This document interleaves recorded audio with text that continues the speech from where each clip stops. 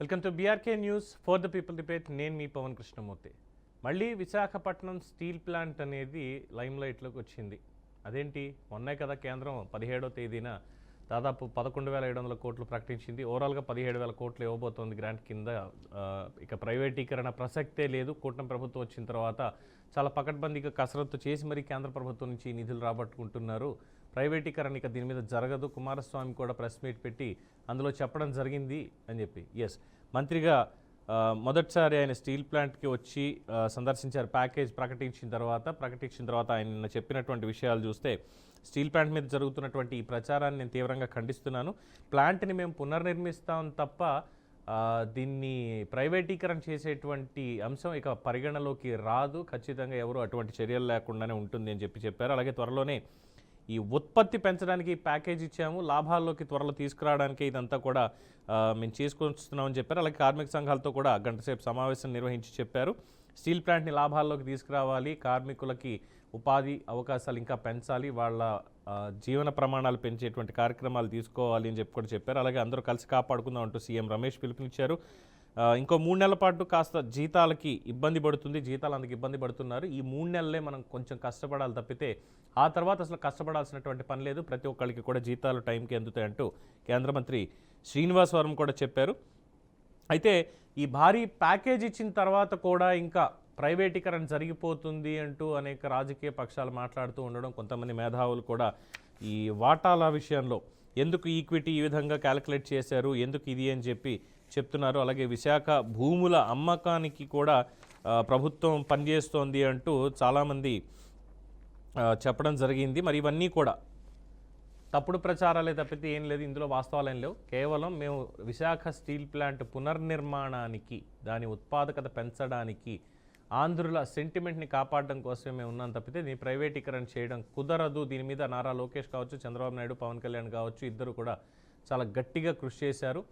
ప్రధాని కూడా దీనికి ఒప్పుకున్నారు. ఎట్టి పరిస్థితుల్లో విశాఖ స్టీల్ ప్లాంట్ ప్రైవేటీకరణ జరగదు అని మాత్రమే నిన్న ఆయన చెప్పడం జరిగింది. అయితే మంత్రి గారు వచ్చారు, చెప్పాల్సింది చెప్పారు, కానీ ప్రతిపక్షాలకు సంబంధించి, మిగతా వాళ్ళకి సంబంధించి ఈ ప్రకటన ఎంతవరకు రుచిస్తుంది, వాస్తవంగా ఇది జరుగుతుందా, లేదు పైకి ఏదో చెప్పడం కోసం ఇదంతా చెప్తున్నారా అన్నటువంటి ఆరోపణలు కూడా వెల్లువెత్తుతున్నాయి. ఇది నేపథ్యంలో అసలు ఏ విధంగా దీన్ని క్యాలిక్యులేట్ చేస్తారు? మొత్తం 17,000 కోట్లు ఓవరాల్గా ఇచ్చింది, 11,700 కోట్లు కాకుండా మిగతా కూడా కలుపుకుంటే 17,000 కోట్లు దీనికి ఇస్తున్నారు. డబ్బులు ఎందుకు ఇప్పుడు డబ్బులు ఇచ్చారు, సరే బాగానే ఉంది. ఇది కాకుండా ముడి సరుకు కొనడానికి కావచ్చు, లేదంటే బయట నుంచి తెచ్చుకోవడానికి కావచ్చు, ఆ ఖర్చు ఎక్కువైపోతుంది కదా, దాన్ని తగ్గించడానికి క్యాప్టివ్ మైనింగ్, సొంతంగా విశాఖ ఉక్కు ఫ్యాక్టరీకి గనులు ఎందుకు కేటాయించడం లేదు? మహానంది కోల్ బ్లాక్లో కావచ్చు, లేదంటే సింగరేణిలో కావచ్చు, ఒరిస్సాలో కావచ్చు, ఎక్కడైనా సరే ఎందుకని విశాఖకి కేటాయింపులు జరగడం లేదు కోల్ బ్లాక్స్కి సంబంధించి, గనులకు సంబంధించి అన్నది ప్రధానంగా ఉన్నటువంటి ప్రశ్న. మరి దీనికి కేంద్రం సమాధానం ఎప్పుడు చెప్తుందో తెలియనటువంటి పరిస్థితి. పార్లమెంట్లో బడ్జెట్ సమావేశాలు కూడా స్టార్ట్ అవబోతున్నాయి. మరి దీంట్లో ఏమైనా ఈ ప్రస్తావన తీసుకొచ్చేటువంటి అవకాశం ఉందా అనేది కూడా వేచి చూడాల్సిందే. మరి దీని మీద ఉన్నటువంటి ఈ అనుమానాలు, వీటిని నివృత్తి చేయడానికి ఈరోజు ఈ డిబేట్లో మనతో పాల్గొంటున్నారు ప్రముఖ చార్టెడ్ అకౌంటెంట్ ఉన్నం సుబ్బారావు గారు, ఫైనాన్షియల్ అనలిస్ట్, సిహెచ్ నరసింహరావు గారు, సిపిఎం పార్టీ లీడర్, అలాగే త్వరలోనే కొండా రాజీవ్ గాంధీ వైఎస్ఆర్సీపీ అధికార ప్రతినిధి, రాఘవేంద్ర టీడీపీ స్పోక్స్ పర్సన్, ఇద్దరు కూడా జాయిన్ అవుతారు. ముందుగా సుబ్బారావు గారికి, నరసింహరావు గారికి గుడ్ మార్నింగ్ సార్. ఇద్దరికి గుడ్ మార్నింగ్ అండి. నరసింహరావు గారు, కార్మికులకి సంబంధించి ఇబ్బందులు ఒక 3 నెలల పాటు కొద్దిగా కొనసాగుతాయి. తర్వాత ఎట్టి పరిస్థితుల్లో కార్మికుల సంక్షేమం, వాళ్ళ అభివృద్ధిని మేము ఖచ్చితంగా పరిగణలోకి తీసుకుంటాం, వాళ్ళకి జీతాలు సకాలంలో అందుతాయి, ప్లాంట్ లాభాల బాట పడుతుంది అని కేంద్ర మంత్రి కుమారస్వామి గారు, శ్రీనివాసవరం గారు చెప్పడం జరిగింది. అలాగే ఎంపీ సీఎం రమేష్ కూడా నిన్న జరిగినటువంటి సభలో ఉన్నారు. ప్రైవేటీకరణ లేదు అని చెప్పారు. అంటే అది లేదు అని చెప్పడానికే ఈ స్పెషల్ ప్యాకేజ్ ఇస్తున్నారా, లేదంటే స్పెషల్ ప్యాకేజీ ముసుగులో ఈ ప్రైవేటీకరణ అంశాన్ని ప్రస్తుతం ప్రజలకి తెలియనివ్వకూడదు అనేటువంటి ప్రయత్నాలు ఏమైనా జరుగుతున్నాయని మీరు భావిస్తున్నారా? మీకు అట్లాగే బీఆర్కే ప్రేక్షకులకు అందరికీ నమస్కారం. సుబ్బారావు గారు అందరికీ. ఈ steel plant, Vizag steel plant గురించి మాట్లాడేటప్పుడు రివైవల్ ప్యాకేజ్ అనేటువంటిది 16 క్యాబినెట్ జరిగింది, 17 ఈ నెల కేంద్ర క్యాబినెట్ తరఫున ప్రకటించడం జరిగింది. అప్పటి నుంచి ఈ విషయంపై డిబేట్ జరుగుతూ ఉంది. ఈ 11,440 కోట్లు అంతకుముందు ఇచ్చినటువంటి మరో 1,200 కోట్లు అన్నీ కలిపే ఈరోజు వారు మాట్లాడుతున్నారు. వీటన్నింటినీ ఈ ప్యాకేజ్ సంబంధించిన విషయం ఒకటి, 2 సెయిల్లో విలీనం గురించి ఒకటి, 3 సొంత గనులు క్యాప్టివ్ మైన్స్ గురించి, ఈ 3 విషయాలు స్టీల్ ప్లాంట్కి సంబంధించి ప్రధానమైనటువంటి విషయాలుగా ఉన్నాయి. నిన్న కుమారస్వామి గారు, మొన్న శ్రీనివాస్ వర్మ గారు ఢిల్లీలోనూ పెట్టినటువంటి ప్రెస్ మీట్లో చెప్పినటువంటి విషయాలు కానీ, ప్యాకేజ్ యొక్క సారాంశం ఏమంటే దీన్ని దేనికి ఉపయోగిస్తాం, ఈక్విటీ షేర్స్ అనేటువంటి దాన్ని 10,300 కోట్లు ప్రకటించి మిగిలినటువంటిది ప్రిఫరెన్షియల్ షేర్స్గా వారు అనౌన్స్మెంట్లో చేయడం జరిగింది. ఈ ఈక్విటీ షేర్స్ దేనికి ఉపయోగిస్తాం అనేటువంటిది ప్రధానమైనటువంటి విషయం. దీన్ని ఆపరేషన్ ఆఫ్ ది ప్లాంట్ నడవడానికి ఉపయోగించరు, అప్పులు తీర్చడానికి మాత్రమే ఉపయోగిస్తారు. ఇది నిన్న వారు స్పష్టంగా ఈ షేర్ వారు విడుదల చేసిన రివైవల్ ప్యాకేజ్ యొక్క సారాంశాన్ని, విధి విధానాలని ప్రకటించినటువంటిది నిన్ననే ప్రకటించారు. దీని ప్రకారం అప్పులు తీర్చడానికే దాన్ని ఉపయోగించినప్పుడు 3 నెలల్లో ప్లాంట్ ఎలా రివైవ్ అవుద్ది అనేది ఫస్ట్ ప్రశ్న. ఆ రా మెటీరియల్స్ ఎలా వస్తాయి? ముడి ఖనిజం లేకనే రాకుండా చేయడం వల్లనే గత 3 సంవత్సరాలు స్ట్రాటజిక్ సేల్ 100% అమ్మాలని కేంద్ర ప్రభుత్వం నిర్ణయించిన తర్వాతే ప్లాంట్కి గతి పట్టింది. అంతకుముందు ఇట్లాంటి పరిస్థితి అనేటువంటిది ఎప్పుడూ లేదు. సొంత నిధులతోటి కేంద్ర ప్రభుత్వం 91 నుంచి ఈ రోజు కూడా ₹1 కూడా ఇవ్వాల. అప్పులు ఇచ్చింది అంతకుముందు, అప్పుల వడ్డీలతో సహా 100% తీర్చాం. అందువల్ల ప్లాంట్ ఇప్పుడు అప్పుల్లో లేదు. ఇప్పుడు ఇచ్చినటువంటిది దేనికి ఖర్చు పెట్టాలో మేము అడుగుతుందేమంటే, దీని ప్లాంట్ నిర్వహించడానికి, నడపడానికి ఖర్చు పెట్టండి. కార్మికుల యొక్క జీతాలు ఇవ్వకుండా, కార్మికులు జీతాలు ఇవ్వకపోతే 10వ తేదీ తర్వాత యాజమాన్యాన్ని అరెస్ట్ చేయొచ్చు, ప్రాసిక్యూట్ చేయొచ్చు. ఇది చట్టం, పేమెంట్ ఆఫ్ వేజెస్ యాక్ట్ చట్టం. కానీ దాన్ని కూడా ఉల్లంఘించి పిఎఫ్ ప్రావిడెంట్ ఫండ్ కార్మికుల నుంచి జమ చేసుకొని వాళ్ళు వాడుకుంటున్నారు. కోఆపరేటివ్ థ్రిఫ్ట్కి ప్రతి నెల కార్మికులు డబ్బులు చెల్లిస్తారు. ఇలాంటిది 1,200 కోట్లు కార్మికులకు బకాయిలు ఉన్నాయి. అందుకని ఇవి చెల్లించకుండా ఆపరేషన్ ఆఫ్ ది ప్లాంట్ రా మెటీరియల్సే కాదు, నట్టు బోల్ట్ కూడా కొండవలా. అయినా కార్మికులు అహర్నిశలు పనిచేసి ఈరోజు 110% పైగా ఉత్పత్తిని సాధిస్తున్నారు.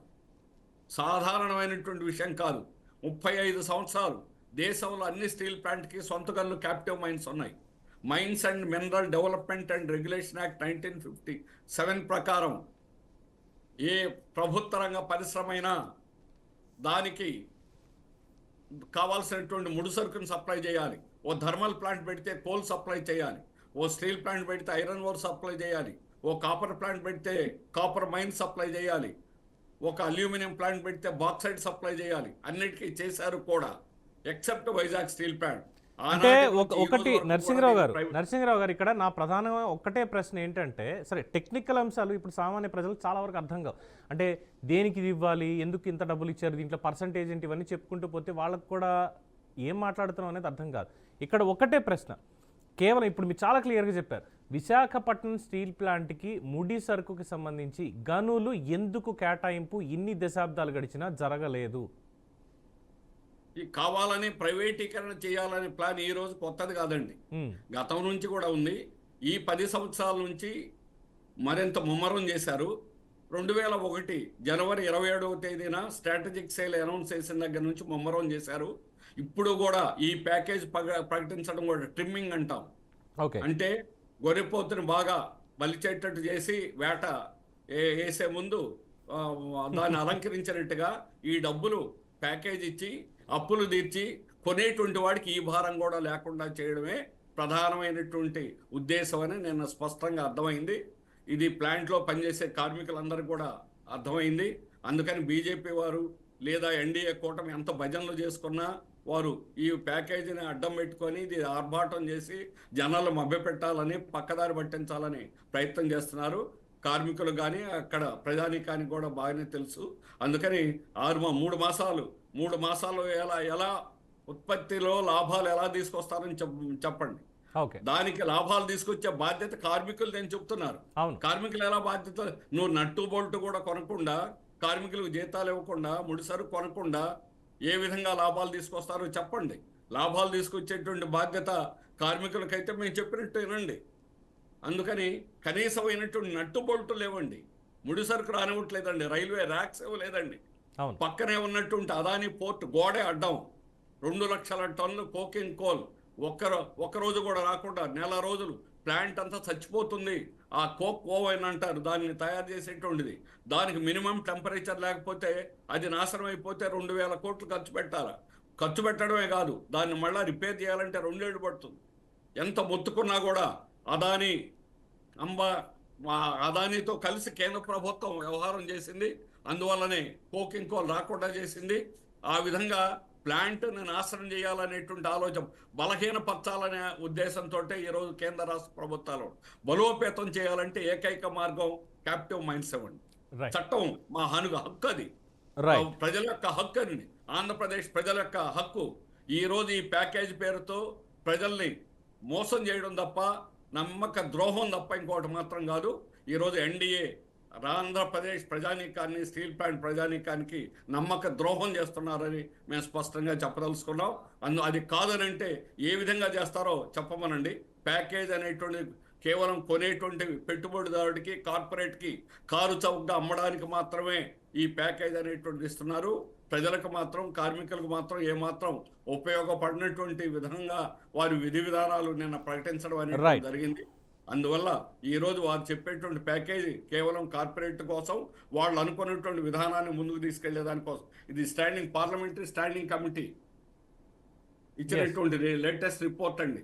దీనిలో వైజాగ్ స్టీల్ ప్లాంట్ యొక్క ప్రైవేటీకరణని మేము తప్పకుండా దాన్ని అమలు చేస్తాం అని ప్రకటించారు. అట్లాగే పార్లమెంట్లో ఇంతవరకు కూడా ప్రకటించిన అన్ని సందర్భాల్లో కూడా దీన్ని ప్రైవేట్ చేస్తాం. వారి విధానం ఏమిటంటే అన్ని పబ్లిక్ సెక్టార్ని ప్రైవేట్ చేయడం. అందువల్ల మీ విధానంలో మార్పు లేదు. మీరు ఈరోజు కేవలం విశాఖ, ఆంధ్రప్రదేశ్ ప్రజానీకాన్ని మాత్రం మోసం చేయడానికి మాత్రమే మీరు ఇది ప్రైవేట్ చేయడం లేదని ఒక మాట అంటూ, ప్రైవేటీకరణ చేయడానికి ఏ పద్ధతులు అవసరమో ఆ పద్ధతులన్నీ అమలు చేస్తున్నారు. అందువల్ల ఈ పద్ధతులన్నీ అమలు చేయడం ద్వారా మీరు ప్రైవేటీకరణకి మార్గం చూపించడం తప్ప ఇంకోటి కాదు. అందుకని దీన్ని పూర్తిగా వ్యతిరేకిస్తున్నాం. ఈ ప్యాకేజ్ అనేటువంటి దాన్ని కార్మికులకి ఆపరేషన్ ఆఫ్ ది ప్లాంట్ దానికి ఉపయోగించండి.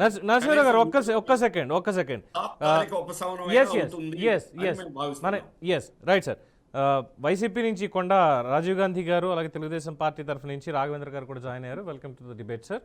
సుబ్బారావు గారు, సో నరసింహరావు చెప్పినటువంటి పాయింట్స్ అన్ని కూడా మనం ఫైనాన్షియల్ ఆస్పెక్ట్లో ఒకసారి చూసుకున్నట్లయితే మొత్తం 11,700 కోట్ల రూపాయలు గ్రాంట్ కింద ప్రకటించారు అన్నటువంటిది ఒక పాయింట్. సరే, శుభసూచకమే.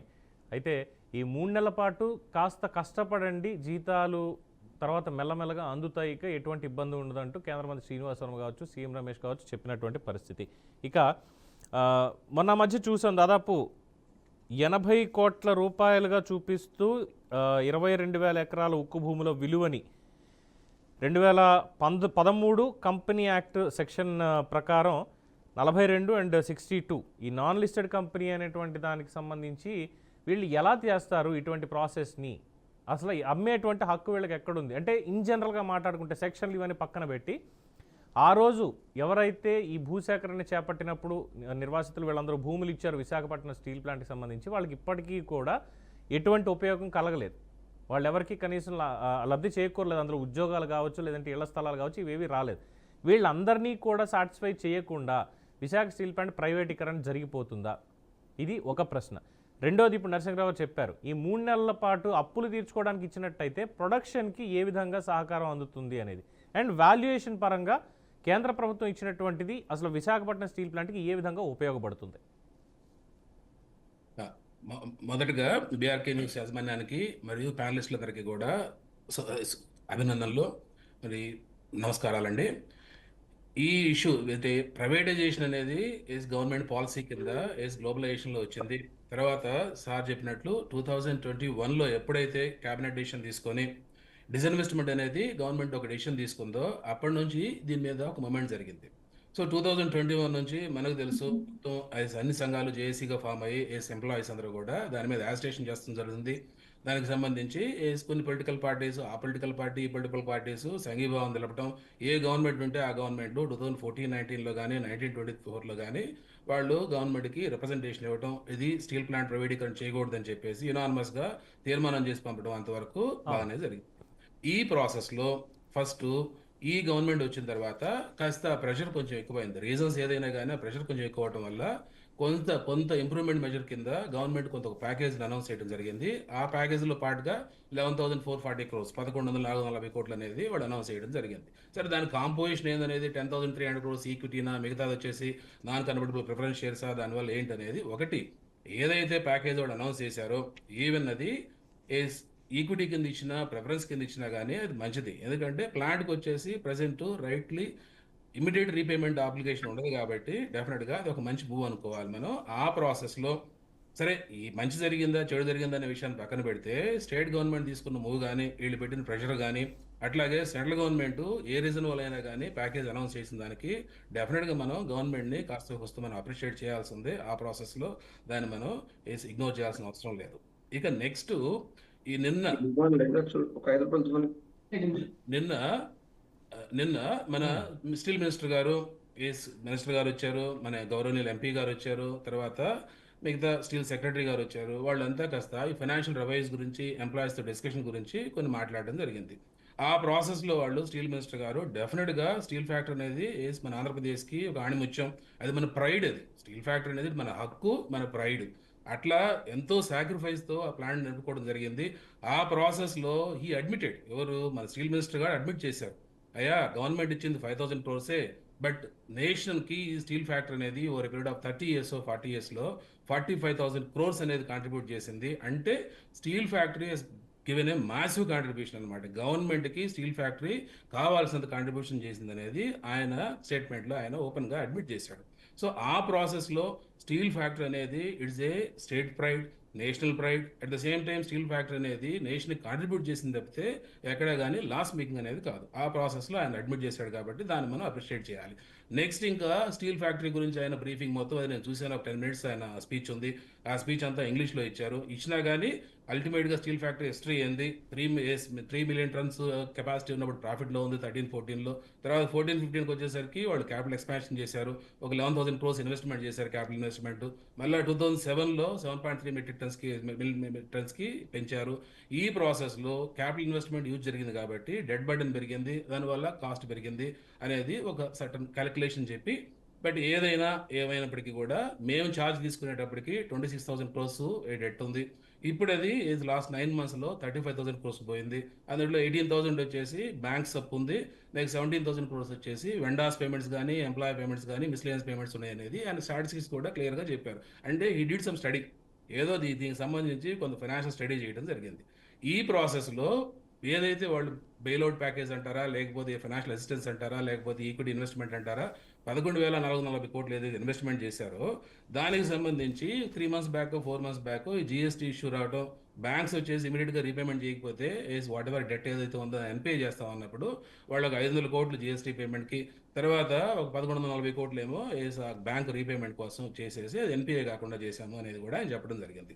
ఆ ప్రాసెస్లో ఈ 11,440 కోట్లలోనే లాస్ట్ ఏదైతే 1,640 crores మేము ఏదైతే రిలీజ్ చేసామో దీంట్లో ఇంక్లూడ్ అయ్యింది. అంటే ఇంకా బ్యాలెన్స్ అమౌంట్ ఎంత వస్తుంది స్టీల్ ప్లాంట్కి అనేది 9,800 crores వస్తుంది. ఈ 9,800 crores తోటి మనం ముందుకు తీసుకెళ్తాం. బట్ ఎక్కడా కానీ ఎప్పుడు కూడా క్లారిటీ అయితే ఇవ్వలేదు. 9,000 crores ఇస్తున్నాం కరెక్టే, ఎప్పుడు ఇస్తాం, దేనికి ఇస్తాం, ఎట్లా చేస్తాం అనేది క్లారిటీ ఇవ్వకుండా డిసెంబర్లో ప్రొడక్షన్ బాగా పెరిగింది.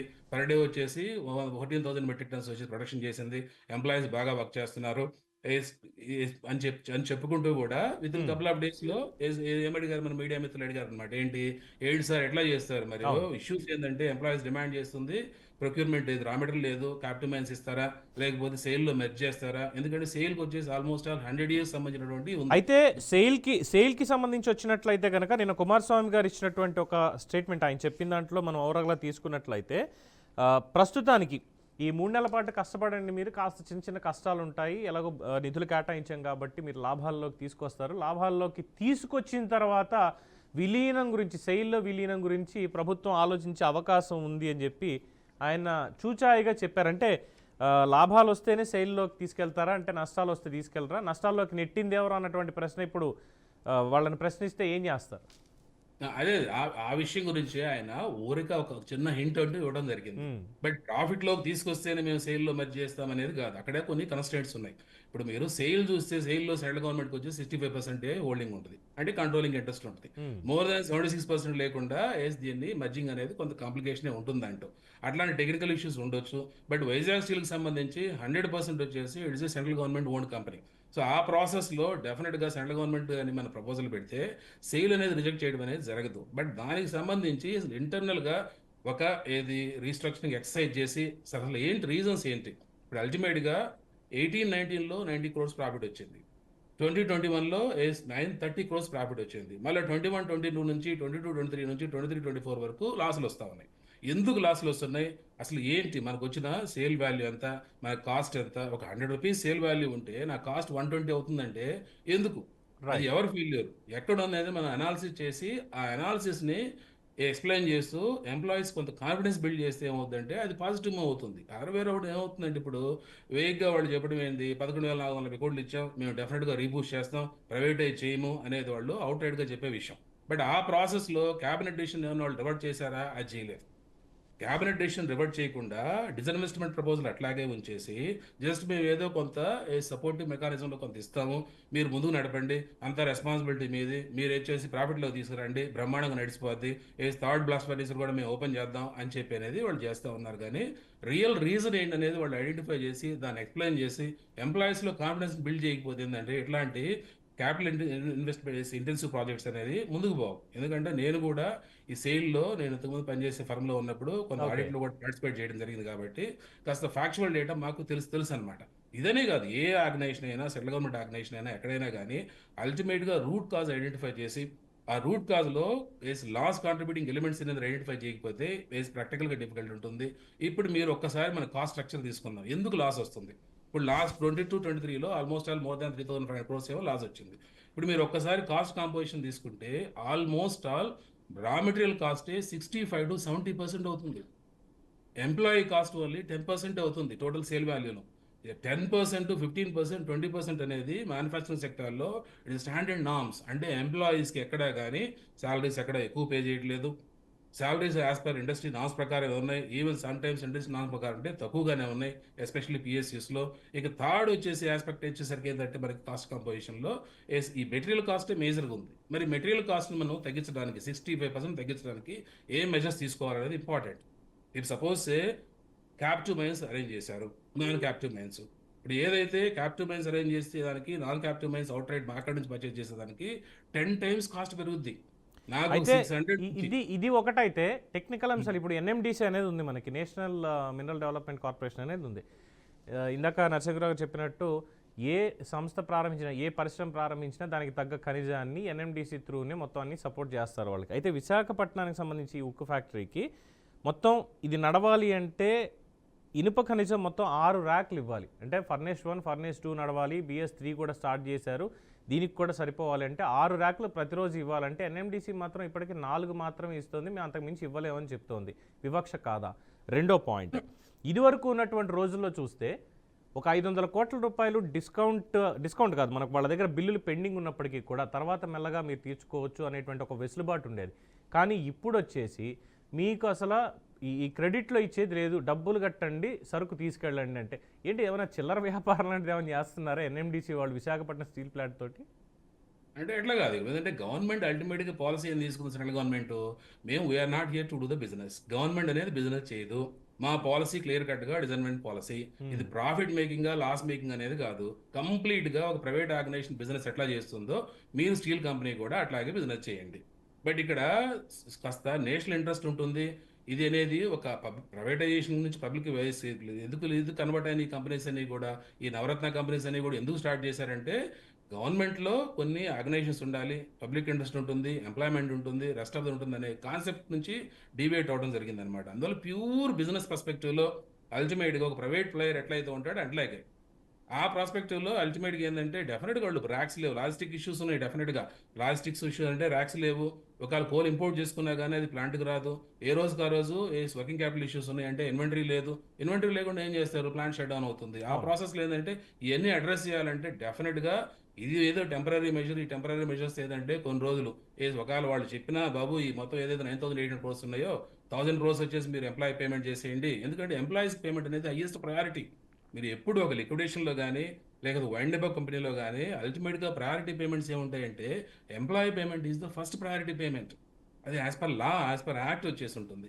ఆ ప్రాసెస్లో నువ్వు నాకు ఎంప్లాయీస్కి 4 నెలల నుంచి 5 నెలల నుంచి శాలరీస్ పే చేయకుండా నేను ఎట్లా పని చేస్తాను? Correct. I'm responsible, decision making నీది. నాకు అల్టిమేట్గా 600 ఏదైతే నా కాస్ట్ ఉందో ఐరన్ ఓర్ కానీ కోల్ కానీ నాకు 6,000 అవుతుంది, సీజన్లో 8,000 అవుతుంది, 10 times అవుతుంది. ఇప్పుడు మీరు లాస్ట్ 22-23 స్టాటిస్టిక్స్ తీసుకుంటే 22,000 crores వచ్చేసి మనకి టోటల్ సేల్స్ రెవెన్యూ వచ్చింది. దాంట్లో 16,000 కోట్లు వచ్చేసి ఏది మన రా మెటీరియల్ కాస్టే ఉంది, అంటే 65% ఉందన్నమాట.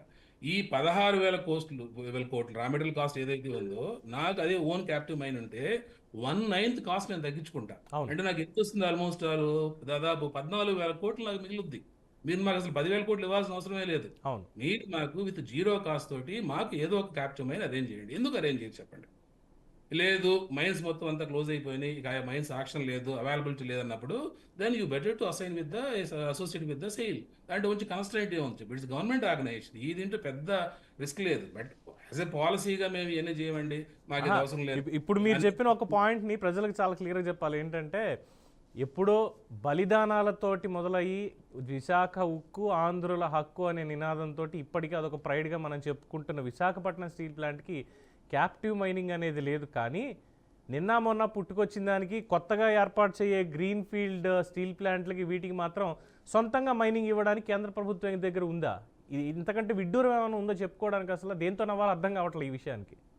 అంటే ఇక్కడ అది కాదు ఇక్కడ గౌరవనీయులు చంద్రబాబు నాయుడు గారు కూడా ఏంటంటే ఈ ప్రైవేటైజేషన్, ఇండస్ట్రియలైజేషన్, ఎంప్లాయ్మెంట్ అనేది చాలా మెయిన్ కావాలి కూడా స్టేట్కి కూడా. ఆ ప్రాసెస్లో కొత్తగా ఎవరైనా స్టీల్ ప్లాంట్ పెడతామంటే వాళ్ళు ఇచ్చిన ప్రపోజల్ని సెంటర్కి ఫార్వర్డ్ చేస్తారు, చేసి వాళ్ళకి ఏమన్నా మైనింగ్ అలొకేషన్ ఏమన్నా పాసిబిలిటీ ఉంటే ఇవ్వమని చెప్తారు. దాన్ని మనం ఇక నెగిటివ్గా చూసే బదులు నాకు ఇవ్వండి, నాకు మేమేం చేసాం, మీరు ఒక 5,000 కోట్లు ఇన్వెస్ట్మెంట్ చేస్తే మీకు డివిడెండ్ రూపంలో కానీ ఇంకో రూపంలో కానీ ఆల్మోస్ట్ నేను 55,000 crores వచ్చేసి మీకు నేను కాంట్రిబ్యూట్ చేశాను.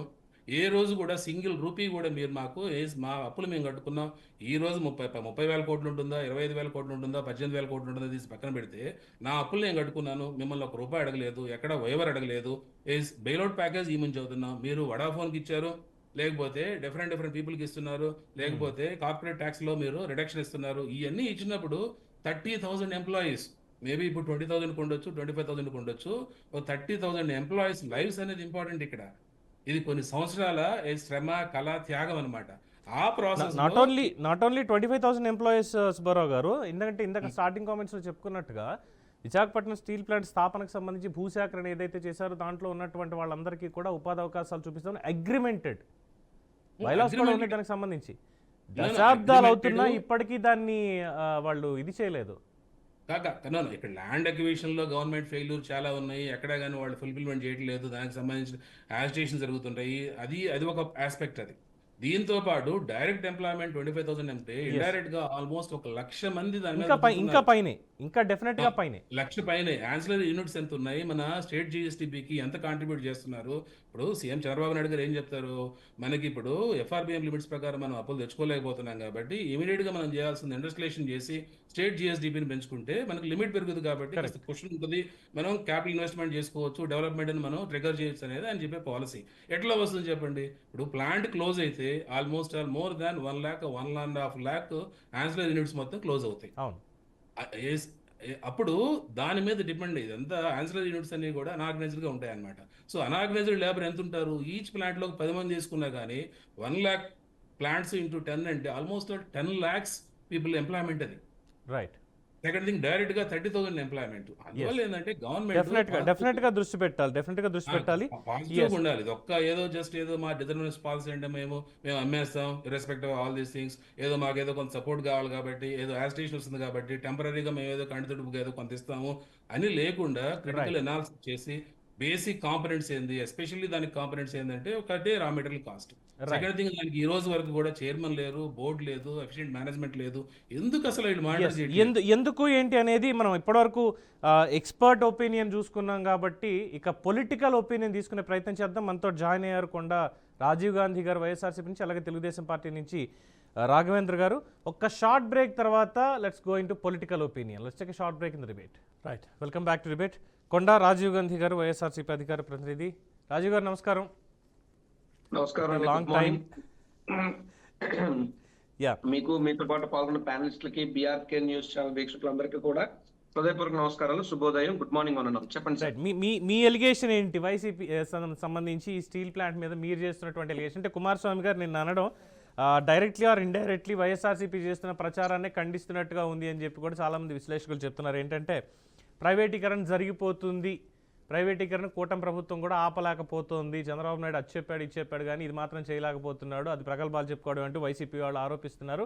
ఇదంతా కూడా తప్పే, ప్రైవేటీకరణ జరగదు, పునర్నిర్మాణం మాత్రమే జరుగుతుంది అని చెప్పి కుమారస్వామి గారు అన్నారు. Is there any doubt on that?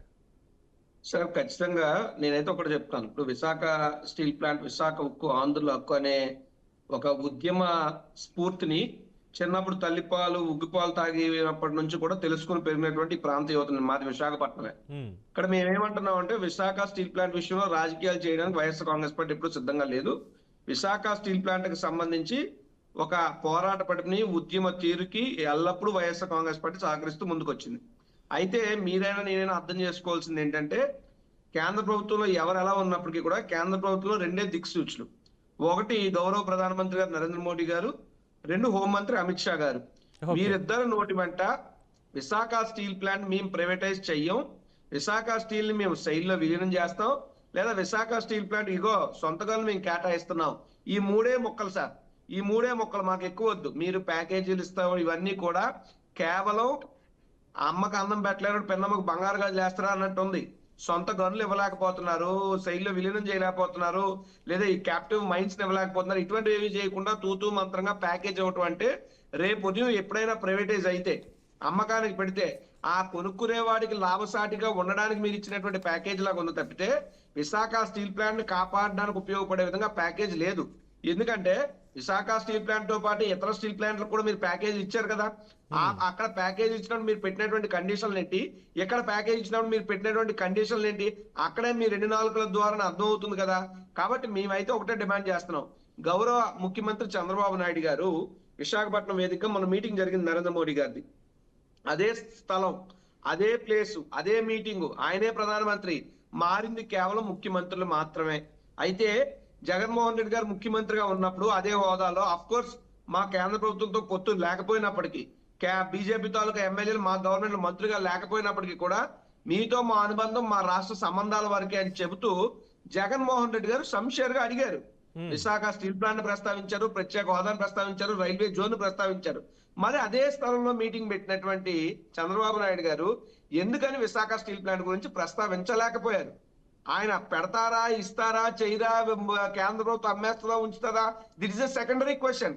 But అడకపోతే అమ్మాయిని అన్నం పెట్టదు కదా అని లక్షలాది మంది ముందు ప్రజల యొక్క భావోద్వేగాల్ని ప్రతిబింబించాల్సినటువంటి ప్రధాన పాత్రలో ఈ రాష్ట్రానికి ముఖ్యమంత్రి అంటే ఒక పెద్దన్న పాత్ర ఉన్నటువంటి చంద్రబాబు నాయుడు గారు ఎవరో మెటల్ స్టూల్స్ గురించి ప్రస్తావించారే, మా వైజాగ్ స్టీల్ ప్లాంట్ అంత తీసిపోయిందా, మా అంత చచ్చుబతుకులు అయిపోయినాయా, అంత ప్రైవేట్ వాడికి గన్లు ఇవ్వండి, డైరెక్ట్ గా పైప్ లైన్ వేసి మొత్తం ఓరంతా పంపించేయండి, ఇలాగా ప్రధానమంత్రి గారితో డిస్కషన్ జరిగిందని చెప్పి ఆ పనికిమాల మాటలన్నీ మాట్లాడి మా విశాఖ స్టీల్ ప్లాంట్ కోసం ఒక్క మాట నోరిప్పలేదు సార్ గౌరవ ముఖ్యమంత్రి గారు.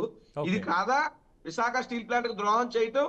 ఈ గౌరవ ఉప ముఖ్యమంత్రి గారు ఎన్నికలకు ముందు వచ్చి ఊగిపోతూ మీటింగ్లు పెట్టిన పెద్ద మనిషి ఈ రోజు ఉప ముఖ్యమంత్రి హోదా వచ్చింది, 21 సీట్లు గెలిచానంటాడు, 100% స్ట్రైక్ రేట్ అంటాడు. మరి అటువంటి వ్యక్తి ఎందుకు విశాఖ స్టీల్ ప్లాంట్ గురించి మాట్లాడలేదు? ఇక్కడ విషయం ఏమిటంటే, మీరు కళ్ళ ముందు లక్షలాది మంది ప్రజల ముందు ఇస్తారో చేస్తారో దేవుడు అప్పుడే మీరు మాట్లాడకపోతే తెర వెనక మీరు మాట్లాడారని చెప్పి ఎవరన్నా అనుకుంటారా? రెండవది, నిన్న కుమారస్వామి గారు మాట్లాడుతూ ఓ మాట చెప్పారు. చంద్రబాబు నాయుడు గారు అడిగారు, నారా లోకేష్ గారు అడిగారు అన్నారు తప్ప పవన్ కళ్యాణ్ గారు అడిగారు అని ఎక్కడ అనలా. అంటే ఇది ఈ యొక్క స్టీల్ ప్లాంట్ అంశాన్ని కూడా చంద్రబాబు నాయుడు గారికో లోకేష్ గారికో ఎలివేషన్లు ఇచ్చుకోవడానికి రాజకీయంగా వాడుకుంటున్నారా, లేదా నిజంగా ఏదైనా చేసే ఉద్దేశాలు ఉన్నాయా? ఉంటుంది, ఇది కాదండి. ఇంకో విషయం మీకు చెప్తాను.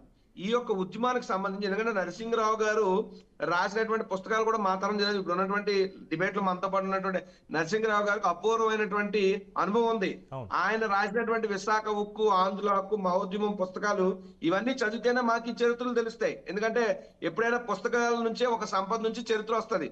ఆయన రాసినటువంటి పుస్తకంలో ఒక పేజీలో చూశాను, సుమారు ఈ విశాఖ స్టీల్ ప్లాంట్ కోసం 52 మంది ఎమ్మెల్యేలు, 52 మంది ఒక పార్టీ కమ్యూనిస్ట్ పార్టీ ఎమ్మెల్యేలు, 15 మంది ఇతర ఎమ్మెల్యేలు, సుమారు 6 మంది లోక్సభ సభ్యులు అంతా రాజీనామాలు చేశారట. కానీ మేమేమనుకుంటాం, జనరల్ గా రాజీనామా చేస్తే వస్తుంది ఏంటంటే ఆ పరిస్థితులు బట్టి. ఇప్పుడు తెలుగుదేశం పార్టీకి ఆ పరిస్థితులు వచ్చినాయి. ఎందుకంటే వాళ్ళ తాలూకా ఎంపీలు అక్కడ లేకపోతే కేంద్ర ప్రభుత్వం పడిపోయే పరిస్థితి. మీరు రాజీనామా అస్త్రాన్ని ఇప్పుడు వదలండి. అఫ్కోర్స్ గతంలో మేము చెప్పినప్పుడు మేము ఏ విధంగా చేసాం, ఇప్పుడు ఇదే స్టీల్ ప్లాంట్ కి సంబంధించి సుమారు 16-18 యూనియన్లు ఉంటే వాళ్ళందరూ కూడా టెంట్లు వేసిన దగ్గర నుండి మొదలు పెట్టిన నాటి నుండి మా ప్రభుత్వం దిగిపోయే వరకు వాళ్ళు ఏదంటే అది రాస్తారోకాలన్నా, బంధులన్నా, కనీసం ప్రభుత్వ తరపు నుంచి మధ్యాహ్నం 2-3 వరకు కూడా ఆర్టీసీ బస్ స్టాండ్ నుంచి ఒక్క బస్సు కూడా రోడ్డు ఎక్కకుండా ఉద్యమానికి పూర్తి సహకారం మేము అందించాం. అసెంబ్లీలో తీర్మానం చేసాం, లేదా స్టీల్ ప్లాంట్ పార్లమెంట్ లో గలవెత్తే. ఇంకో విషయం ఏంటంటే 19 నుంచి 24 మధ్యలో మేము అధికారంలో ఉన్నప్పుడు జంతర్ మంతర్ దగ్గర ధర్నాలైనా, ఏపీ భవన్ దగ్గర ధర్నాలైనా సుమారు 100 పైన ఎంపీల యొక్క సంతకాలు సేకరించి మేము కేంద్రానికి పంపడం జరిగింది. ఆ 100 మందిలో మళ్ళీ తెలుగుదేశం పార్టీ సభ్యులు సంతకాలు పెట్టలేదు. సరే, రాజకీయంగా చూస్తారు, అది వేరే కోణం. బట్ ఇక్కడ it's a pride of Andhra, it's a historical monument. అది మీ ఇటువంటి పరిస్థితుల్లో మీరు ఎక్కడో ఒడిశా రాష్ట్రంలో ఉన్నటువంటి బర్డ్ గ్రూప్ ఆఫ్ కంపెనీస్ సంబంధించి వాళ్ళు మనం ఆర్ఐఎన్ఎల్ ద్వారా విశాఖపట్నం 361 కోట్లు పెట్టుబడి పెట్టి గనులు తీసుకుంటే గడిచినటువంటి 9 సంవత్సరాల్లో 1 టన్ను గనులు కూడా వచ్చే పరిస్థితి లేకుండా అక్కడ అక్రమ మైనింగ్ జరిగి కనీసం దానికి సంబంధించి సుమారు 900 కోట్ల పైనంతో సుప్రీంకోర్టు ఫైన్ విధిస్తే ఇప్పటికే 300 పైచుల కోట్లు స్టీల్ ప్లాంట్ చెల్లించింది. ఇటువంటి సమస్యలు అక్కడ ఉన్నాయి. అటువంటి సమస్యల మీద ఎందుకు కేంద్ర మంత్రి గారు స్పందించి విశాఖ స్టీల్ ప్లాంట్ సహకరించట్లేని అనుమానాలు ఉన్నాయి. ఇక్కడ తేనెపూసిన కత్తి ఈ అనుమానాల్ని మనం కూటమి ప్రభుత్వ ప్రతినిధుల నుంచి తెలుసుకునే ప్రయత్నం చేద్దాం. ఒక్కసారి రాఘవేంద్ర గారు, సుబ్బారావు గారు ఫైనాన్షియల్ ఎక్స్పర్ట్గా ఆయన చాలా చెప్పడం జరిగింది. అలాగే నరసింహరావు గారు చాలా క్లియర్గా చెప్పారు, మోసం చేసే ప్రయత్నమే జరుగుతుంది తప్పితే ఇది కాదు, ఖచ్చితంగా దీని మీద మా పోరాటం అయితే ఆగదు, ప్రభుత్వం కూడా సహకరించి పోరాటానికి దిగాలి, కేంద్రాన్ని ఎలాగైనా సరే ఒప్పించి ప్రైవేటీకరణ జరగకూడదు, అది ప్రధాని నరేంద్ర మోడీ కావచ్చు, అమిత్ షా కావచ్చు ప్రకటించాలి అని చెప్పి ఈవెన్ మిత్రులు రాజీవ్ గాంధీ గారు కూడా వైఎస్ఆర్సీపీ నుంచి చెప్పారు. అంటే ఇక్కడ నేను మీ అందరినీ నేను చూసేది ఒక ఆంధ్రప్రదేశ్ పౌరులుగా నేను మాత్రమే చూస్తాను తప్ప రాజకీయ పార్టీలను ఇంకోటి నేను చూడట్లా ఈ పర్టికులర్ అంశానికి సంబంధించి. ఎందుకంటే దీన్ని పొలిటిసైజ్ చేయడం వల్ల ఏ పార్టీకి కానీ లేదంటే ఏ వర్గానికి కానీ ఒరిగేదేం లేదు, కోల్పోయేది మళ్ళీ మనమే అవుతాం. సో దీనికి మీ కూటమి ప్రభుత్వం ఈరోజు చాలా కీలకంగా వ్యవహరిస్తోంది కాబట్టి ఎందుకని చెప్పి ఈ పర్టికులర్ స్టేట్మెంట్ ప్రధాని నోటి నుంచి రావట్లేదు అనే దానికి మీ స్పందన. అండ్ క్యాప్టివ్ మైనింగ్ మళ్ళీ బలం ఉంది కాబట్టి మాకు గనులు ఇస్తారా ఇవ్వరా అన్న డిమాండ్ ఎందుకు రావడం లేదు అనేది అందరి నుంచి వస్తున్నటువంటి ఒక ప్రశ్న. ముందుగా బీఆర్కే యాజమాన్యానికి, అదేవిధంగా ప్యానెల్లో ఉన్నటువంటి సుబ్బారావు గారికి, హనుమంతరావు గారికి, అదేవిధంగా రాజీవ్ గారికి ధన్యవాదాలు. ఈరోజు ఈ వైకాపా ఎవరైతే ప్రతినిధి ఈరోజు మాట్లాడే మాటలు ఎట్లా ఉన్నాయంటే, తెంగరోడి పెళ్లికి పెళ్లి పందిరేస్తే కుక్క తోక తగిలి పడిపోయిందంట. వీళ్ళు చెప్పుకునే మాటలన్నీ ఎట్లా ఉంటాయంటే, శ్రీశైలం ప్రాజెక్ట్ మేమే కట్టాం, నాగార్జున సాగర్ ప్రాజెక్ట్ మేమే కట్టాం, మోడీ గారిని మేమే అడిగాం. ఒట్టి మాటలు కట్టిపెట్టోయ్, గట్టి పనులు తలపెట్టోయ్ అన్నారు పెద్దలు. మాటల్లో కాదు, చేతల్లో చేసి చూపించాం ఈరోజు మేము. స్టీల్ ప్లాంటు ప్రతి ఒక్కరికి కూడా తెలిసిన ఇష్యూ ఏంటంటే, ఇది ఇప్పుడుది కాదు, ప్రైవేటీకరణైజేషన్ చేయాలని చేస్తున్నారని చెప్పేసి హనుమంతరావు గారు పెద్దలు చెప్పారు. ఇది ఇప్పటి నుంచి జరగట్లేదు, కొత్తగా ఏమి దీన్ని ప్రైవేటీకరణైజేషన్ చేయాలని చూస్తున్నారు. దానివల్ల తెలుగుదేశం పార్టీ పట్టించుకోవట్లేదు, ఏదో తాత్కాలికంగా కంటి తుడుపు కోసంగా ఇవి ప్యాకేజ్ ఇచ్చారు అని చెప్పేసి మాట్లాడుతూ ఉన్నారు. ఎప్పుడు కూడా ఈ ప్రైవేటీకరణైజేషన్ కోసం కేంద్ర ప్రభుత్వం గతంలో ఏవైతే ప్రయత్నాలు చేసిందో అటువంటి ప్రయత్నాలన్నింటినీ కూడా తెలుగుదేశం పార్టీ ఎప్పటికప్పుడు వాటిని ఆపుకుంటానే వస్తుంది. ఎందుకంటే మీరు గతంలో చూసుకోవాలి, 1989లో ఎస్ఆర్ గుజరాత్ ఇతర కార్పొరేట్ కంపెనీస్కి 11,500 కోట్ల రూపాయలకి ఆ రోజే దీన్ని అమ్మేసి ప్రైవేటీకరణైజేషన్ చేయాలని చూశారు. ఆ రోజు తెలుగుదేశం పార్టీ, ఆ రోజు ప్రధానమంత్రిగా పివి నరసింహరావు గారు ఉన్నారు. ఆ రోజు తెలుగుదేశం పార్టీ దీన్ని ప్రైవేటీకరణైజేషన్ చేయకుండా మంత్రులందరూ ఆ రోజు ఉన్నటువంటి ఎంపీలు కానివ్వండి, అదేవిధంగా ప్రముఖులందరూ కూడా పివి నరసింహరావు గారితో మాట్లాడి దాన్ని ఆపడం జరిగింది. అదేవిధంగా ఇంకొకసారి 1998లో డిస్ఇన్వెస్ట్మెంట్స్ లిస్టులో చేర్చడం ద్వారా ఆ రోజు ప్రధానమంత్రిగా ఉన్నటువంటి వాజ్పేయి గారిని ప్రత్యేకంగా ఆ రోజు నారా చంద్రబాబు నాయుడు గారు కానివ్వండి, కేంద్ర మంత్రులు ఎవరైతే ఆ రోజు మంత్రిగా ఉన్నటువంటి మన కింజారపు ఎర్రన్నాయుడు గారు కానివ్వండి, వైజాగ్ ఎంపీగా ఉన్నటువంటి సత్యనారాయణ మూర్తి గారు కానివ్వండి, వీళ్ళందరూ కూడా ఆ రోజు కేంద్రం మీద ఒత్తిడి తీసుకొచ్చి ఆంధ్ర రాష్ట్ర ప్రజల యొక్క మనోభావాల్ని, ఆంధ్ర రాష్ట్ర ప్రజల యొక్క స్టీల్ ప్లాంట్తో ముడిపడినటువంటి బంధాన్ని, స్టీల్ ప్లాంట్ని ఆంధ్ర రాష్ట్రానికి ఏ విధంగా అయితే ఆవశ్యకత ఉందో అనే విషయాలన్నింటినీ కూడా, ముఖ్యంగా మన యొక్క సెంటిమెంట్ని, ఇది ఆంధ్ర రాష్ట్ర ప్రజలతో ఏ విధంగా అయితే మమేకమై ఉందో, ఆంధ్ర రాష్ట్రంలో ముఖ్యంగా వైజాగ్ ప్రజలు దీంట్లో ఎంతమంది అయితే ఉద్యోగస్తులు ఉన్నారో ఆ కుటుంబాలు ఏ విధంగా ఇబ్బంది పడతాయో, ఇటువంటి ఎన్నో విషయాలని కూడా సెంట్రల్ గవర్నమెంట్ దృష్టికి ఆ రోజు తీసుకెళ్ళి వీటన్నిటినీ కూడా ఆ రోజు 1333 కోట్ల రూపాయలని రుణాన్ని ఈక్విటీగా మార్చడం జరిగింది.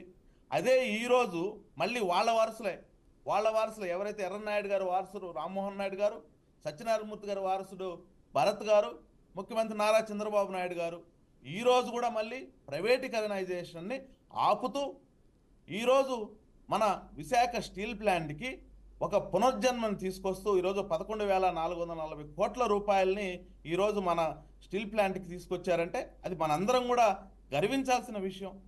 ఎందుకంటే చాలా క్లియర్గా ఉంది, చాలా క్లియర్గా రాష్ట్ర కేంద్ర ప్రభుత్వాలు చెప్తా ఉన్నారు. కేంద్రం నుంచి వచ్చిన మంత్రి గారు కూడా చాలా క్లియర్గా చెప్పారు. ఏంటి, నారా చంద్రబాబు నాయుడు గారు అదేవిధంగా ఎన్డీఏ కూటమి చాలా క్లియర్గా ఉంది.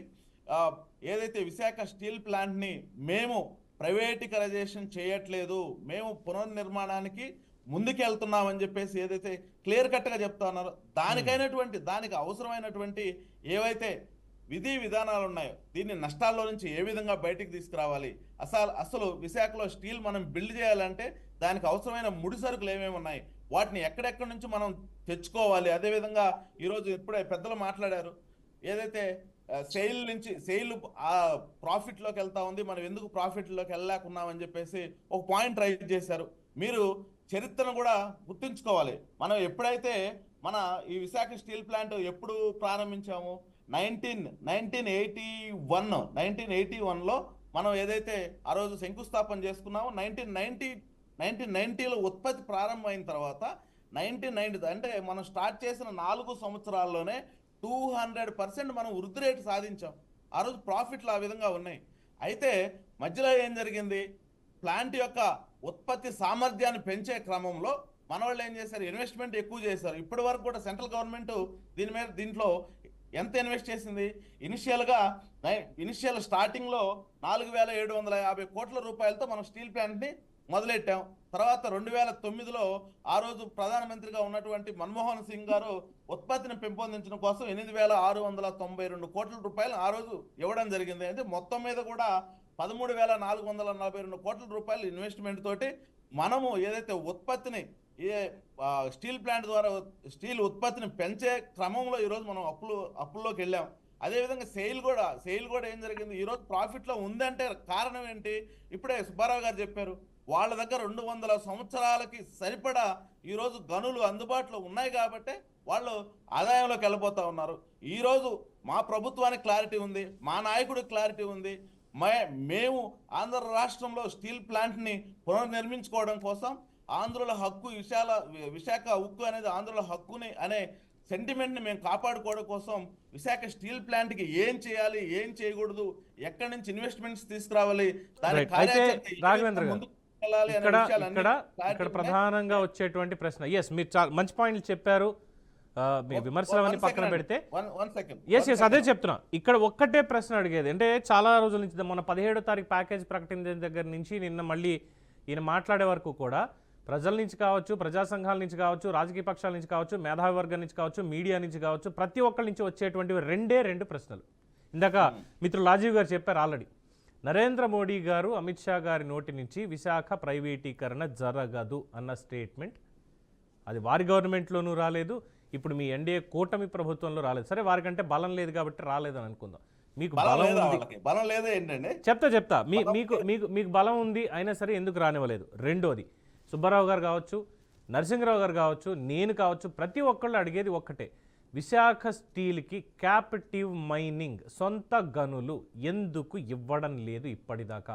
అది చంద్రబాబు నాయుడు గారు 2 సార్లు, రాజశేఖర రెడ్డి గారు ఒకసారి, రోసయ్య గారు ఒకసారి, కిరణ్ కుమార్ రెడ్డి గారు ఒకసారి, అంతకుముందు ఎన్టీ రామారావు గారు, పివి నరసింహారావు గారు, జనార్దన్ రెడ్డి గారు, చెన్నారెడ్డి గారు, ఎంతోమంది ఉద్దండులు ఆ ఉమ్మడి రాష్ట్రానికి, విభజిత రాష్ట్రానికి, జగన్మోహన్ రెడ్డి గారు కూడా ముఖ్యమంత్రులుగా పనిచేసిన విశాఖపట్నానికి సొంత గనులు లేవు.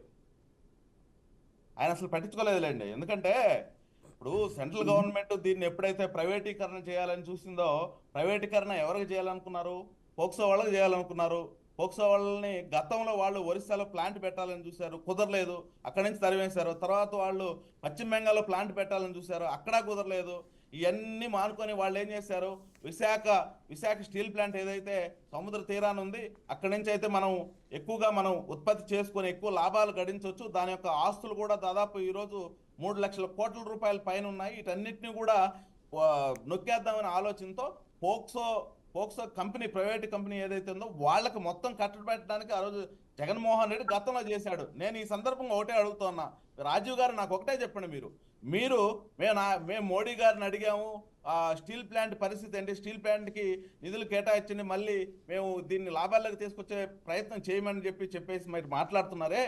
నేను ఒకటే అడుగుతా ఉన్నా, సెంట్రల్ గవర్నమెంట్, ఆ రోజు ఉన్నటువంటి సెంట్రల్ గవర్నమెంట్ ఏదైతే ఉందో వాళ్ళు దీన్ని ప్రైవేటీకరణైజేషన్ చేయడం కోసం మేబీ డిఫరెంట్ రీజన్స్ వాళ్ళ దృష్టిలో. ఎందుకంటే మనం ఇక్కడ వెరీ క్లియర్ అండి, సుబ్బారావు గారు చాలా క్లియర్ గా చెప్పారు. ఎందుకంటే అవకాశం కల్పించండి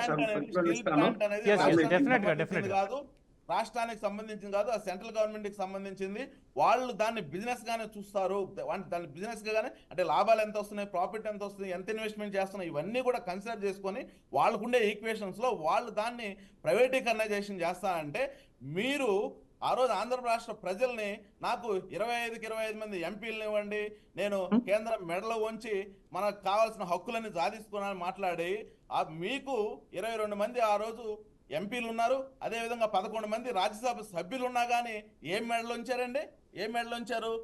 సెంట్రల్ గవర్నమెంట్ మేము ప్రైవేటీకరణైజేషన్కి పోతున్నాము అంటే ఒక్క మాట కాకపోతే ఒక్క మాటన మీ నాయకుడు దీన్ని ప్రైవేటీకరణైజేషన్ చేయడానికి లేదు, పోక్సో వాళ్ళకి ఎట్లా ఇస్తారండి, వాళ్ళని భారతదేశం నుంచి ఇటు ఒరిస్సా వాళ్ళు తరిమి కొట్టారు, అదేవిధంగా పశ్చిమ బెంగాల్ వాళ్ళు తరిమి కొట్టారు అని చెప్పేసి ఒక్క మాట కూడా అడగకుండా చీకటి ఒప్పందాలండి పోక్సో వాళ్ళతో. ఇదిగో చూడండి, పోక్సో వాళ్ళతో ఎక్కడ జగన్మోహన్ రెడ్డి అఫిషియల్ పేజీలో పెట్టలేదు. ఇవి అఫిషియల్ పేజీలో ఎందుకు పెట్టలేదు? ఆంధ్ర రాష్ట్ర ప్రజల్ని నువ్వు మభ్య పెట్టడానికి, ఆంధ్ర రాష్ట్ర ప్రజల మోసం చేయడానికి, ఆంధ్ర రాష్ట్ర ప్రజల మనోభావాలను దెబ్బతీయడం కోసం జగన్మోహన్ రెడ్డి ఆ రోజు విశాఖని వాడుకున్నాడు. విశాఖలో ఉండే ఆస్తుల మొత్తాన్ని అమ్మిపడేసి ఈయన జోబి నింపుకొని ఇక్కడ రిషికొండలో ఆడ ప్యాలెస్ కట్టుకొని చేశాడు. ఇది నేనేదో ఒక్క సెకండ్ రాఘవేంద్ర గారు, రాజీవ్ గారు, రాఘవేంద్ర గారు ఒక్క సెకండ్, రాఘవేంద్ర గారు సమాధానం తెలుసుకోవాలి, రాఘవేంద్ర గారు సమాధానం తెలుసుకోవాలి, సమయం మించిపోతుంది కాబట్టి త్వరగా కంక్లూడ్ చేయాలి. బయట పెట్టారు, బాబు మీ జగన్మోహన్ రెడ్డి ప్రైవేటీకరణైజేషన్ కి మాకు ఓకేను, మీరు కంటిన్యూ అవ్వండి, మీరు చేసుకోండి, నాకే ఇబ్బంది లేదు. వారి సమాధానం తెలుసుకుందాం ఒక్కసారి. రాఘవేంద్ర గారు, ఎస్ రాజీవ్ గారు యూ హావ్ 1.5 minutes. రాఘవేంద్ర గారు ప్లీజ్ హోల్డ్. రాఘవేంద్ర గారు ఒక్క సెకండ్. రాజీవ్ గారు యూ హావ్ 1 minute ప్లీజ్. మీరు చెప్పాలి. 1 minute కాదు, I need 1.5 minutes or 2 minutes. రెండు విషయాలు, తెలుగుదేశం వారు ఎంత మాట్లాడి మౌనంగా ఉన్నా, ఇప్పుడు నేను చెప్పింది కూడా వాళ్ళు మౌనంగా ఓపికగా సానంగా ఉండాలి. ఆయన సామెతతో మొదలు పెట్టాడు కాబట్టి సామెతకు ప్రతి సామెతే. వినేవాడు వెర్రివెంగళప్ప అయితే చెప్పేవాడు చంద్రబాబు నాయుడు తెలుగుదేశం పార్టీ వాళ్ళని. చెప్తా ఉంటే ఎన్ని కబుర్లన్నా చెప్తారు. 1 2 ఇంకా రన్నింగ్ కామెంటరీ మీతో నాకు గొడవ కాదు, ఆపండి. మీరు మాట్లాడినప్పుడు నేను మౌనంగా ఉన్నా, మీకు నేను మర్యాద ఇచ్చా. I do expect the same from you brother. Please stay calm until I complete. Be patient my dear. అయితే ఇక్కడ ఒక మాట సార్, చంద్రబాబు నాయుడు అనే వ్యక్తి ప్రైవేటైజేషన్ పేరుకి పితామహుడు. చంద్రబాబు నాయుడు స్వీయంగా చేసుకున్నటువంటి కొన్ని రచనల్లోనే ప్రభుత్వ ఉద్యోగులకి జీతాలు ఇవ్వడమే దండగా వారి సోమరపోతులు అని చెప్పి చంద్రబాబు నాయుడు అన్నటువంటి మాటలే మనసులో మాట పుస్తకంలో ఉంటాయి. కావాలంటే వెళ్ళి పుస్తకాలు తెరిచి చూస్తే చంద్రబాబు నాయుడు గారి యొక్క మనోగతం ప్రభుత్వ రంగ సంస్థల మీద ఏది ఉంటుందో తెలుస్తుంది. 1999 నుంచి 2004 అప్పటి ముఖ్యమంత్రిగా ఉన్న వ్యక్తి చంద్రబాబు నాయుడు భారతదేశం మొత్తం మీద డిస్ఇన్వెస్ట్మెంట్ పాలసీ ప్రకారం 87 సంస్థల్ని ప్రైవేటైజ్ చేయడం కానీ లేదా నిర్వీర్యం చేయడం కానీ మూసేయడం కానీ జరిగితే అందులో ఇట్స్ అవర్ బ్యాడ్ ఫేట్ 54 సంస్థలు మూసిన చంద్రబాబు నాయుడు. ఇటువంటి మీరు ఈ రోజు కాకన్బుల్ స్టోరీస్ చెప్తుంటే ప్రజలు ఉండడానికి సిద్ధంగా లేరు. రెండోది, జగన్మోహన్ రెడ్డి గారు ఏం చేశారన్నారు. జగన్మోహన్ రెడ్డి గారికి ఏం చేశారో విశాఖ స్టీల్ ప్లాంట్ వేదిక జరుగుతున్న ఉద్యమ వీరులను అడిగితే జగన్మోహన్ రెడ్డి గారి సహకారం ఏముందో చెప్తారు. రెండవది, మీరు ఒకటే నేను అడుగుతున్నా, ఏదైతే ఇప్పుడు ఎవరో ప్రశ్న అడిగారు, ప్రశ్న అడిగితే రాజ్యసభలో అడిగితేనో లోక్సభలో అడిగితేనో ఇది విషయం బయటకు వచ్చింది అన్నారు కదా. ఇక్కడ మీకు తెలియని అంశం ఇంకోటి చెప్తాను. మొన్న మీరంతా బాకాలు ఊదుకుంటూ ఏదైతే బల్క్ డ్రగ్ పార్కు 2 లక్షల కోట్లు పెట్టుబడులు తెచ్చి అన్నారు కదా, అది 2023లో రాజ్యసభలో మార్చిలో జీవీఎల్ నరసింహారావు గారు జగన్మోహన్ రెడ్డి గారు ఇలా బల్క్ డ్రగ్ పార్క్ తెచ్చారు, నేను ఆంధ్రాకి 16 రాష్ట్రాలు పోటీ పడ్డా కష్టపడి నేను సాధించిందని మా రాష్ట్రంలో చెప్తున్నాడు ఆయన. ఇది నిజమా కాదా అని చెప్పి రాజ్యసభలో జీవీఎల్ నరసింహారావు 2023లో ప్రశ్న అడిగితే అవును 2022లో మేము అలకేట్ చేసాం, ముందు కాకినాడ తొండంగి తర్వాత విశాఖ నక్కపల్లికి దాన్ని మార్చారని చెప్పి అప్పుడు కేంద్ర మంత్రి చెప్పాడు. మరి సిగ్గు లేకుండా ఈరోజు మీరు ఎలా బాకాలు ఊదుకుంటున్నారు? అదే రాజ్యసభ కదా. ఇప్పుడు మీరు ఏవో కాగితాలు చూపించారు, ఇది నిజమైనప్పుడు అది కూడా నిజమవ్వాలి కదా. అంటే రాజ్యసభ అయినా లోక్సభ అయినా మీకు నచ్చితే అటు నచ్చకపోతే ఇటు అన్నట్టు మీ యొక్క వ్యవహార శైలి ఉంది. ఇక్కడ రాజకీయాలకు సమయం కాదు మిత్రమా. ప్రాంతానికి సంబంధించిన అంశం, 32 మంది ప్రాణ త్యాగాలకు సంబంధించిన అంశం, భవిష్యత్తుకు సంబంధించిన అంశం. మేము ఒకటే కోరుతున్నాం, ఈ స్టోరీలు కబుర్లు మనకు ఎవరికి వద్దు, చర్చలు కూడా కాదు. Straight point agenda. మాకు సొంత గనులు కేటాయిస్తారా, కేటాయించగలరా లేదా? మాకు ఈక్విటీ ఏదైతే క్యాపిటల్ ఇన్వెస్ట్మెంట్ సంబంధించి ఆర్థికంగా ఉపయోగపడగలరా లేదా? ఇది మాకు కావాలి తప్పితే మిగతా అన్ని కూడా ఈ ప్యాకేజీలు ఇవన్నీ కూడా కేవలం కంటి తుడుపు చర్యలు తప్పితే స్టీల్ ప్లాంట్ కాపాడడానికి కాదు. ప్యాకేజ్ ఫైనాన్షియల్ సపోర్ట్ కాదా? దేనికి పక్కన ఉన్నటువంటి స్టీల్ ప్లాంట్ పెట్టినటువంటి స్టీల్ ప్లాంట్ రాజీవ్ గారు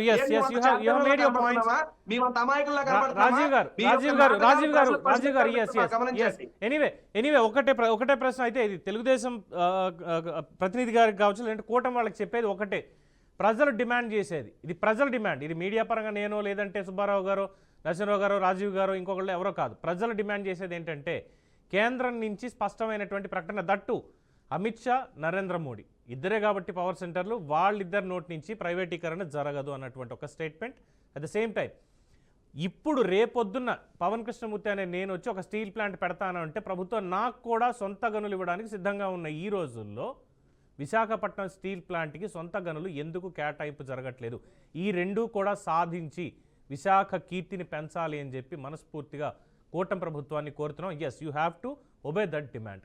thank you for participating in this debate. Subbarao గారికి, పెద్దలు నరసింహరావు గారికి, అలాగే రాఘవేంద్ర గారికి, ముఖ్యంగా కొండ రాజీవ్ గారు థ్యాంక్ యూ. మీ వాడిని వినిపించడం అన్న పాయింట్ ఒకటే కాకుండా ఈరోజు ఇంకొక చాలా గొప్ప విషయం తెలియజెప్పారు. నరసింహరావు గారిలో ఉన్నటువంటి ఒక రచయితని బీఆర్కే న్యూస్ ద్వారా అందరికీ ఈరోజు మీరు పరిచయం చేయడం అనేది నిజంగా ఐ అప్రిషియేట్. ఆ పుస్తకాన్ని డెఫినెట్గా నాయకులు చరిత్ర thank you very much for participating again. ఇది ఇవాళ ఫర్ ద పీపుల్ డిబేట్. చూద్దాం మరి కేంద్రం ఆ 2 ప్రకటనలు చేస్తుందా లేదా.